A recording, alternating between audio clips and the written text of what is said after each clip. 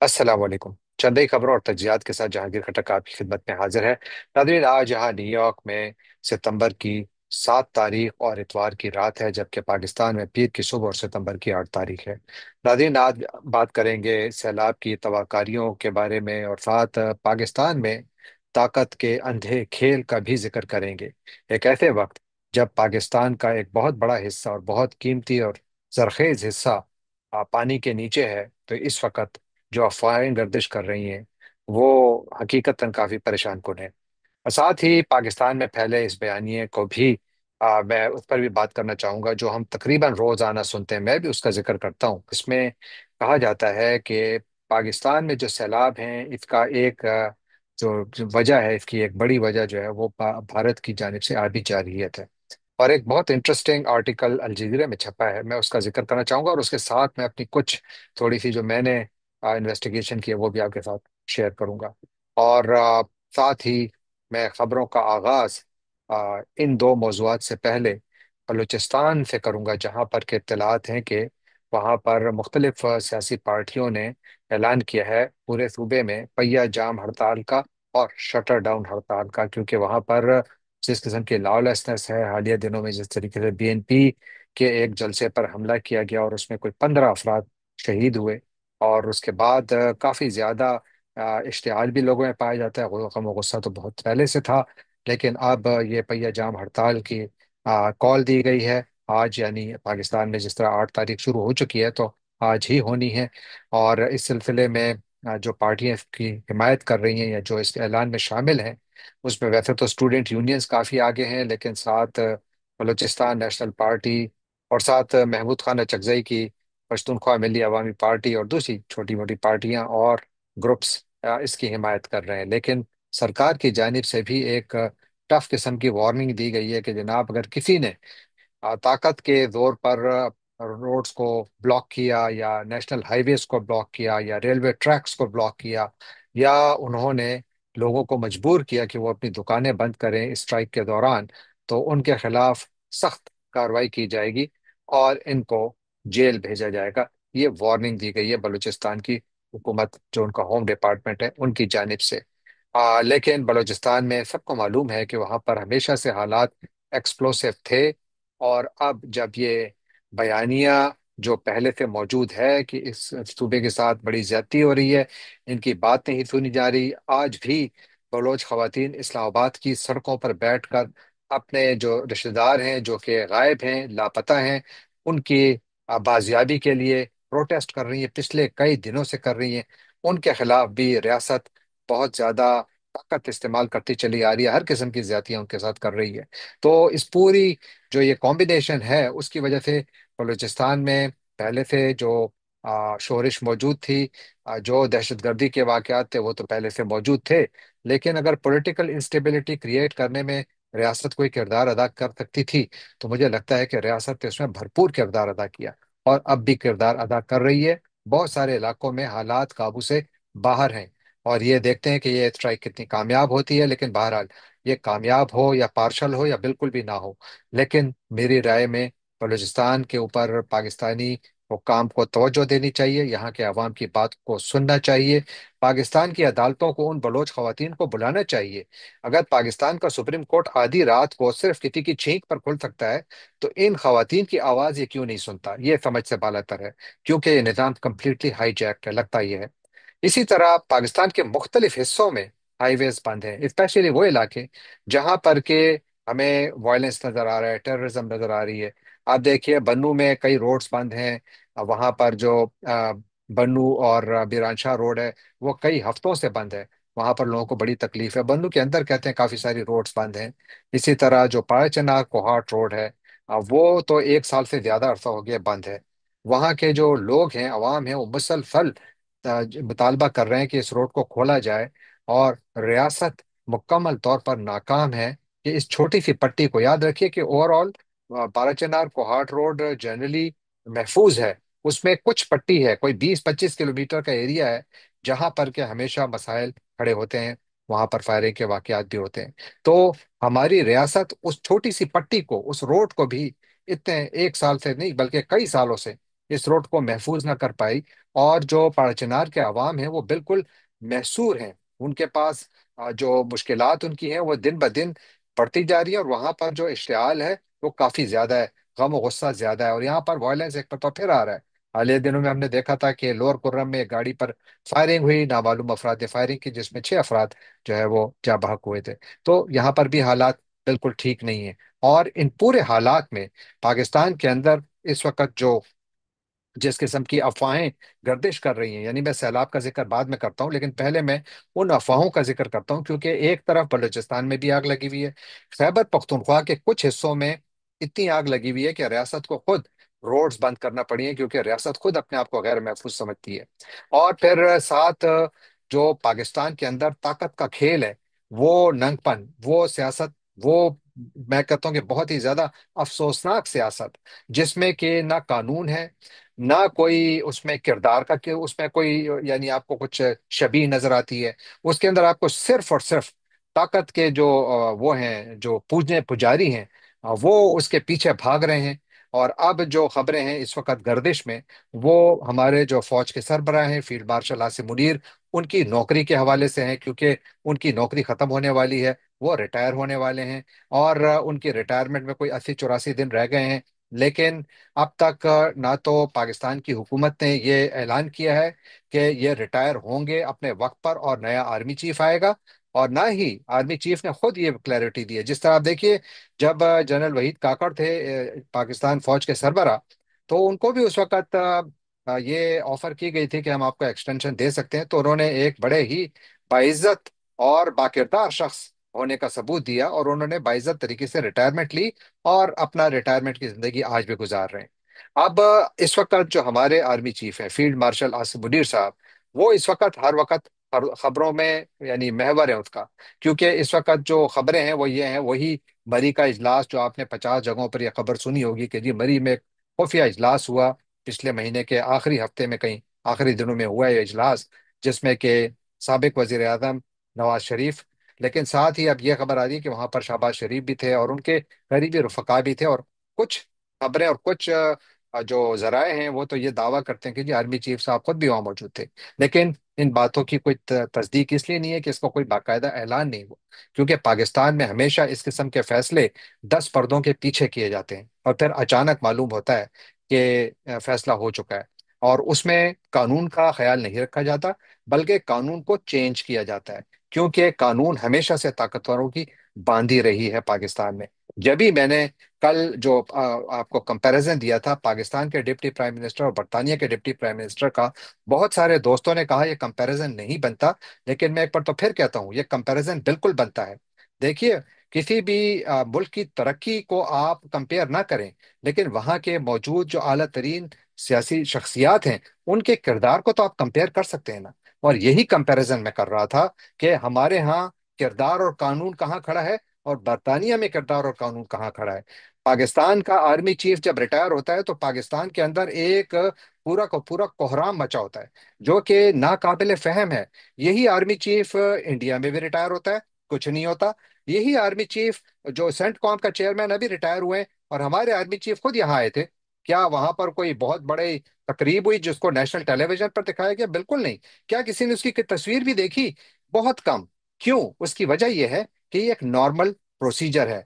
फौज का सरबराह रियासत का नौकर होता है, और इसीलिए जब वो अपनी नौकरी पूरी करता है तो उसको पूरी इज्जत और एहतराम के साथ रुखसत किया जाता है, क्योंकि उसकी उस कौम के लिए बड़ी खिदमत होती हैं। अगर फील्ड मार्शल साहब अपनी मुद्दत मुलाजमत मुकम्मल करके बाइज्जत तरीके से घर जाते हैं, तो यकीन मानिए कि वो लोग जो कि उनसे बहुत नाराज भी हैं, वो भी इसको अप्रिशिएट करेंगे कि हाँ, उन्होंने आखिर में कम से कम एक अच्छा फैसला लिया। और बाकी जो गुज़श्ता 3 साढ़े 3 4 सालों में उनका और उनके साथियों का जो किरदार रहा है पाकिस्तानी सियासत में, उसको तारीख के हवाले कर दें, मौर्रिख के हवाले कर दें, वो ये फैसला करे। लेकिन फिलहाल पाकिस्तानी कौम के फैसले ये लोग ना करें, बल्कि नए आर्मी चीफ आए और वो सिर्फ अपना काम करें, और वो जो फैसले जो सिविलियन क्यादत को लेने होते हैं ये उनके लिए छोड़ें। तभी पाकिस्तान ठीक होगा। अगर हमारे जो आर्मी चीफ हैं, माशाल्लाह हाफिज कुरान है, बहुत अच्छा वाज भी देते हैं, बहुत अच्छी तिलावत, खूबसूरत तिलावत करते हैं, इस्लामी तालीमात का प्रचार करते हैं, आई होप कि वो इन्हीं तालीमात, इस्लामी तालीमात की रोशनी में, कुरान और सुन्नत के तालीमात पर अमल करते हुए जो इंसाफ का रास्ता है वो अपनाते हुए बाइज्जत तरीके से रिटायर हो जाएंगे। क्योंकि उनको भी ये मालूम है कि अगर वो अपने वक्त पर रिटायर नहीं होंगे तो इसी फौज में शायद उनसे भी कई गुना बेहतर जर्नैल मौजूद हैं जो डिजर्व करते हैं कि पाकिस्तान फौज की सरबराही करें। लेकिन अगर ये फैसला करते हैं तो बहुत सारे जो कैरियर ऑफिसर्स हैं उनके कैरियर्स खत्म हो जाएंगे। क्या ये इंसाफ होगा? मेरा नहीं ख्याल। तो लिहाजा इससे दो तीन मसले पैदा होंगे। एक तो ये कि गलत प्रेसिडेंट होगा फौज के अंदर। एक जब ऑफिसर सेकंड लेफ्टिनेंट आता है, सारी उम्र वो मेहनत करता है, अपनी जिंदगी को दांव पर लगाता है, इस कौम की खिदमत करता है। लेकिन उसके जहन में एक हमेशा के लिए एक हदफ होता है कि मैंने एक दिन इस फौज की सरबराही करनी है। लेकिन अगर फौज की सरबराही बादशाहत में तब्दील हो जाए, जहां पर के फैसला कानून न करे बल्कि बादशाह करे कि मैंने कब अपना दौर खत्म करना है, तो क्या वो फौज फौज रहेगी? ये सवाल है। क्या वहां पर डिसिप्लिन पे उसका कोई असर पड़ेगा? हमारी फौज में डिसिप्लिन कमाल का, इसमें कोई शक नहीं है, और ऐसा ही रहे, ऐसा ही रहना चाहिए। यही मेरी भी दुआ है। लेकिन मैं ये कहता हूं कि क्या कहीं ना कहीं इससे बददिली नहीं फैलेगी? मेरा ख्याल है फैलेगी, और ये एक अच्छा प्रेसिडेंट नहीं है। हमेशा के लिए जो ताकतवर लीडर्स होते हैं वो अपना काम पूरा करके और कानून के मुताबिक वो अपने घर चले जाते हैं। मेरा ख्याल है कि आसिम मुनीर साहब को ऐसा ही करना चाहिए। आप देखते हैं कि क्या होता है। लेकिन अब थोड़ा जिक्र सैलाब की सूरत हाल का, जो कि काफी बिगड़ चुकी है, काफी तशवीशनाक हालात हैं। और आज एक मरतबा फिर भारत की जानिब से पाकिस्तान को बाकायदा इत्तला दी गई है कि वो दरिया सतलज में मजीद पानी छोड़ रहे हैं, जिससे कि सैलाब आएगा, लिहाजा वो तैयार हो जाएं।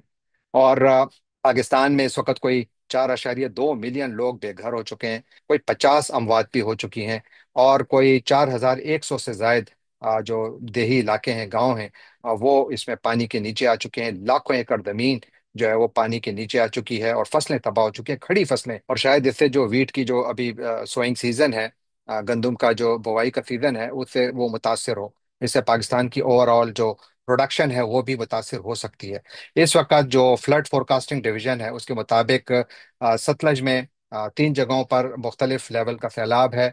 इस वक्त गंगा सिंह वाला में इंतहाई ऊंचे दर्जे का सैलाब है, हेड सुलेमानकी में ऊंचे दर्जे का सैलाब है, और इस्लाम हेडवर्क में मीडियम यानी दरमियाने दर्जे का सैलाब है। इसी तरह दरिया रावी में भी जो शाहदरा के मकाम पर ऊंचे दर्जे का सैलाब है, बलोकी में बहुत ऊंचे दर्जे का सैलाब है, और सिंधनाई में भी इंतहाई ऊंचे ऊंचे दर्जे का सैलाब है। जबकि दरिया चनाब में खानकी में जो है लो लेवल का फ्लड है, यानी नीचे दर्जे का सैलाब है। कादराबाद में भी नीचे दर्जे का सैलाब है। चिन्योट में नॉर्मल है पानी, और साथ त्रिमू में इंतहाई ऊंचे दर्जे का सैलाब है।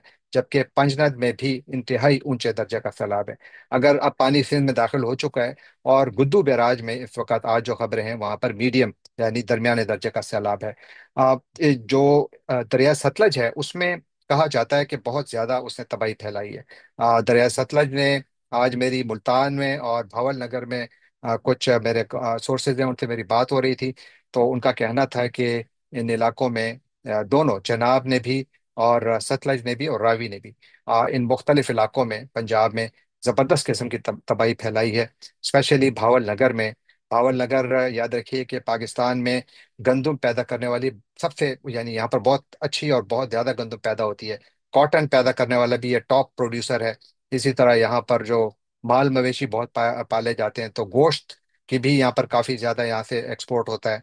और साथ ही चावल की फसल भी यहाँ पर काफी ज्यादा होती है। कोई 27% चावल कहते हैं जो पाकिस्तान एक्सपोर्ट करता है वो इन्हीं इलाकों से आता है। और यहाँ पर कोई बहुत बड़ा इलाका इस वक्त ज़ेर-ए-आब है, और काफी बड़े पैमाने पर तबाही हुई है। और ख्याल यह है कि अगर यहाँ से पानी जल्दी ना उतरा, और अगर उतर भी गया, और अगर इसने बहुत ज्यादा मिट्टी लाई, रेत लाई, तो इसका मतलब ये हुआ कि जो गंदम की बुवाई का मौसम शुरू होने वाला है वो या तो लेट हो जाएगा या बिल्कुल सिरे से बुवाई होएगी नहीं। जिसका मतलब ये हुआ कि पाकिस्तान की जो गंदम की फसल है शायद वो इस मरतबा बहुत कम हो। इसी तरह चावल की फसल भी बहुत कम होगी, क्योंकि कम अज कम भावल नगर के बहुत बड़े इलाके में वहां पर सैलाब ने चावल और तमाम फसलों को तबाह कर दिया है। अब बहुत सारे लोग सवाल उठाते हैं और बहुत सारे लोग ये बात करते हैं, मैं भी करता हूँ, कि भारत के ऊपर ये इल्जाम लगता है कि उसने आबी जारहियत कर रहा है। मैंने पहले भी कहा था, मैं अभी भी कहता हूँ कि इस इम्कान को आप कभी भी रद्द नहीं कर सकते। लेकिन सबसे बड़ा सवाल यह है कि क्या भारत इस काबिल है कि वो इतनी बड़ी आबी जारहियत करे कि पाकिस्तान में इतना बड़ा सैलाब आए। तो ये अब इंटरनेशनल मीडिया में भी ये बात सामने आई है। और आज जो अल जजीरा है उनकी वेबसाइट पर एक बहुत अच्छा आर्टिकल छपा है, जिसमें वो कहते हैं कि इंडिया ने क्या वाकई पानी को वेपनाइज किया, और वाकई इंडिया पाकिस्तान में बहुत ज्यादा जो सैलाब आए हुए हैं इसकी वजह भारत ही है। तो फिर वो कहते हैं कि शायद ये वजह नहीं है, बल्कि उन्होंने कुछ एक्सपर्ट से बात की है। वो कहते हैं कि एक्सपर्ट्स कह रहे हैं कि भाई, अगर भारत पाकिस्तान के खिलाफ जारियत करेगा तो ये डैम कोई पाकिस्तान की बॉर्डर पर तो नहीं है कि वो पाकिस्तान की बॉर्डर पर वो डैम से स्पिल बोर्ड खोल देते हैं, पाकिस्तान में सैलाब आ जाता है। बल्कि जो जूं ही जब जब भी भारत अपने डैम से पानी का अखराज करता है, तो सबसे पहले तो भारत खुद उससे मुतासर होता है, उनके इलाकों में सैलाब आते हैं, फिर उसके बाद वो पानी पाकिस्तान में आता है। तो लिहाजा ये बात बिल्कुल दुरुस्त नहीं है। फिर मैं थोड़ा देख रहा था कि ये भी देखे हैं कि दोनों के दरमियान जाहिर है कि एक चपकलिश भी है। भारत ने इंडस वाटर ट्रीटी को भी अभी इसमें डाला हुआ है। काफी सारे मसाइल जो हैं वो मौजूद हैं दोनों ममालिक के दरमियान। और मैं इस बात से इनकारी नहीं हूं कि भारत पाकिस्तान के खिलाफ आबी जारहियत नहीं कर सकता। मेरा ख्याल है वो कर सकता है। उसकी वजह यह है कि जो पाकिस्तान में इस वक्त सैलाब आया हुआ है वो बेसिकली तीन बड़े दरियाओं में आया हुआ है। एक सतलज है, दूसरा रावी है, और तीसरा चेनाब है।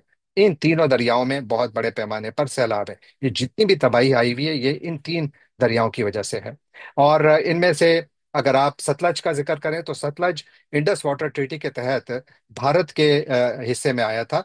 और इस लिहाजा उन्होंने इनके इसके ऊपर जितनी भी डैमिंग की हुई है, तो इसमें कुछ स्टोरेज डैम्स हैं।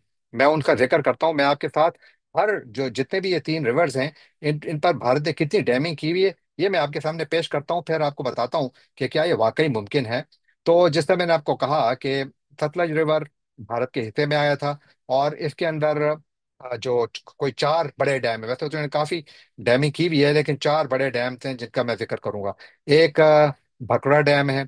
ये तकरीबन बिलासपुर डिस्ट्रिक्ट है हिमाचल प्रदेश में, पंजाब की बॉर्डर पर यह डैम वाक़ है।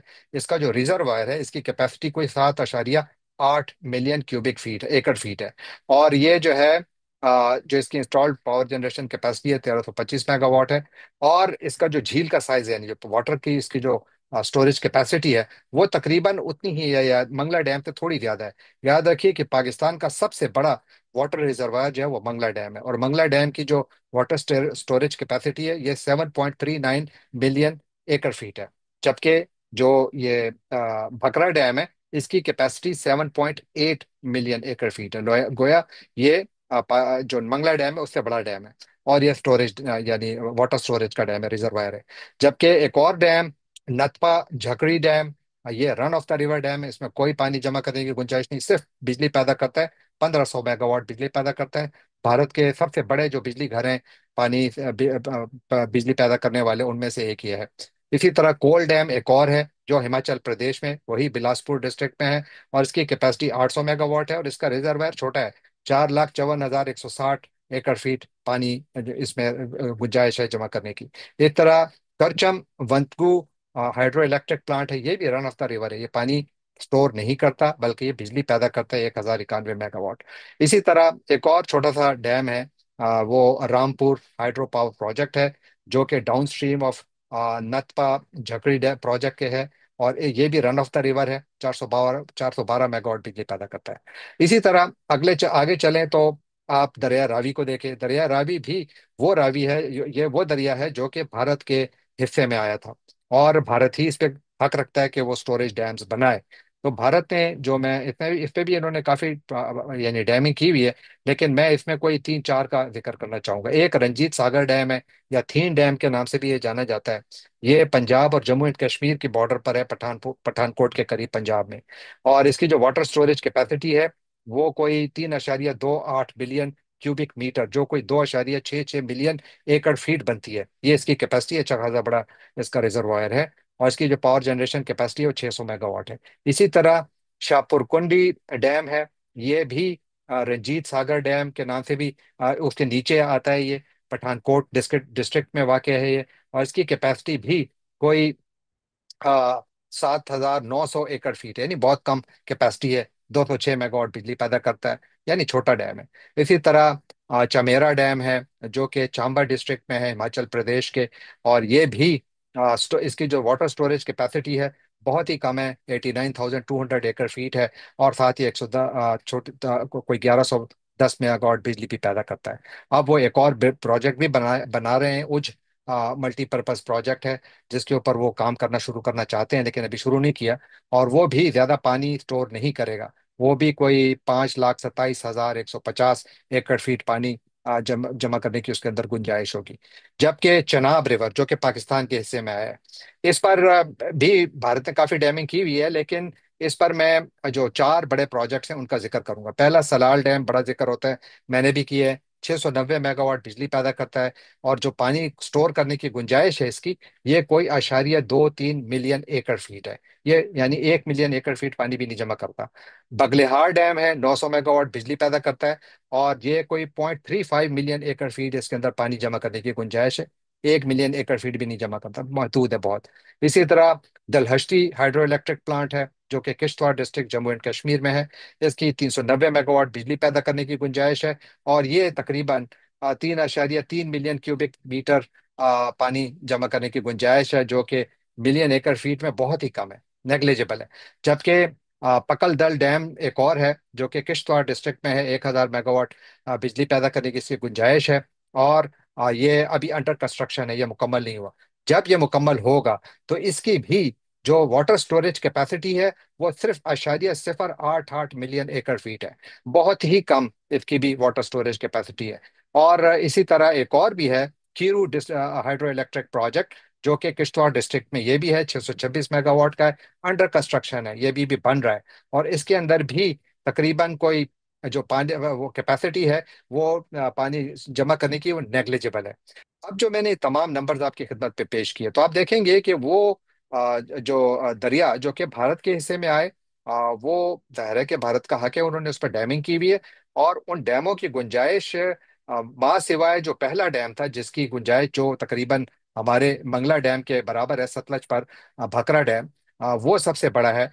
इसके अलावा बाकी एक आध हैं जो 2 मिलियन एकड़ फीट से ज्यादा पानी जमा करते हैं, वरना सारे जो हैं वो इससे छोटे हैं। तो लिहाजा अगर पाकिस्तान के खिलाफ भारत आबी जारियत करता भी है, तो वो उनके लिए तकरीबन नामुमकिन है। उसकी वजह यह है कि वाटर स्टोरेज कैपेसिटी कम है। यानी पानी तो तब छोड़ा जाता है जब आप पानी जमा करने की सलाहियत रखते हो। हाँ, बड़े डैमों में हो सकता है, सतलज से हो सकती है बिल्कुल। अगर एक जगह जहां से कि पाकिस्तान के खिलाफ आबी जारियत हो सकती है, अगर भारत चाहे, तो वह सतलज है। लेकिन वहां पर भी चूंकि इन इलाकों में जिस किस्म की बारिशें हुई हैं, यहाँ पर कल मैं देख रहा था, हमारे एक भारत से एक दोस्त ने लिखा कि जी, हमारे इलाकों में 600% ज्यादा बारिश हुई है। और बिल्कुल मैं ये बात मानने को तैयार हूं कि यहाँ पर एक्सेप्शनली एक्टिव मानसून सीजन है, पाकिस्तान और भारत दोनों में। और उसी की वजह से हालात बहुत ज्यादा बिगड़ गए हैं। जबकि हमारे यहाँ बयानिया ये बनाया जा रहा है कि गोया भारत ने डैम पाकिस्तान की सरहद पर रखे हुए हैं, बस वो खोलता है और पाकिस्तान में सैलाब आ जाता है। ऐसा नहीं है। इसीलिए मैंने आपकी खिदमत में तमाम आदाद शुमार पेश किए। और फैसला आप पे छोड़ता हूँ। मेरी राय में भारत कहीं थोड़ी बहुत आबी जारियत कर सकता है, लेकिन इतनी बड़ी नहीं जितना कि पाकिस्तान में हवा बनाया जा रहा है। जाने से पहले आपसे एक बार तो फिर दरखास्त कि आप हमारे चैनल को सब्सक्राइब कीजिए, लाइक कीजिए, शेयर कीजिए, कमेंट कीजिए और बेल आइकन को क्लिक करना ना भूलिएगा।